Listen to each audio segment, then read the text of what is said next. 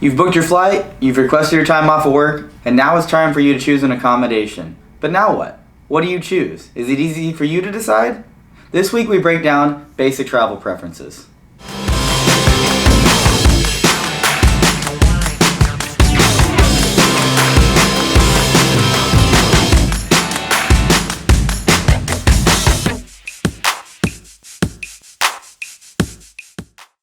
Hey basic travelers, and welcome back to Travel Tips Tuesday. It's an interesting subject to think about what accommodations you should stay at.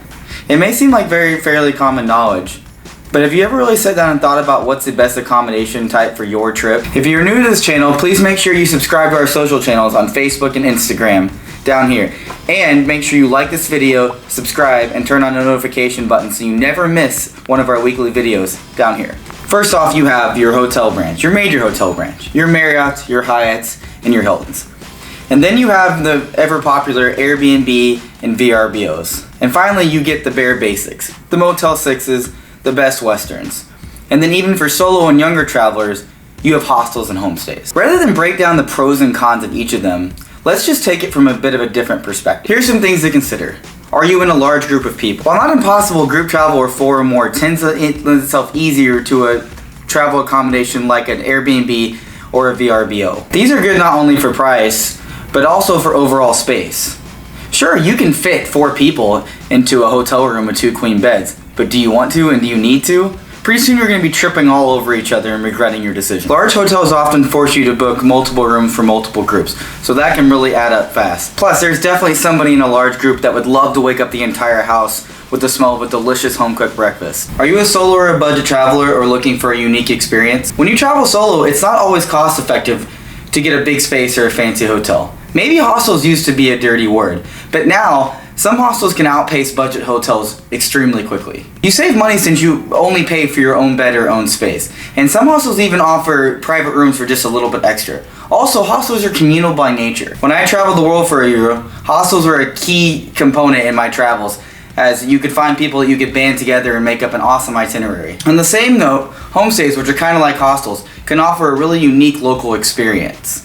And the host can cook local meals and have recommendations that TripAdvisor can't even touch. 3, are you looking for a luxury getaway or do you have elite status? It's tough to beat a fancy hotel when you're looking for just a short weekend getaway or looking for an experience where you don't have to do anything. And usually on short weekend trips, you don't really have the luxury of getting to explore a big city and really getting to know it. So staying somewhere central is really key for your trip.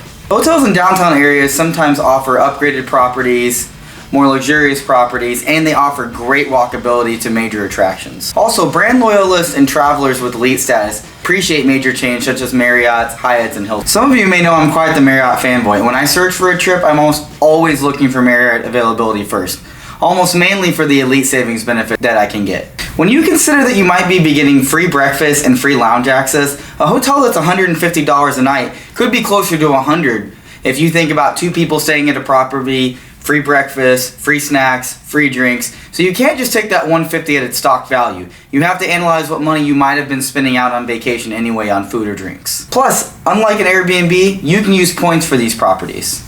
4, are you taking a long road trip or making multiple stops? While certainly not the most luxurious option, cheap hotels like Motel 6s, Best Westerns offer a cheap, safe, and affordable place to sleep on road trips.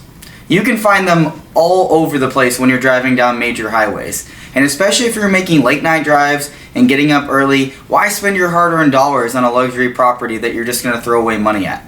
Plus, if you use things like the Chase Travel Portal, this gives you the option to use points if you have them to save even more.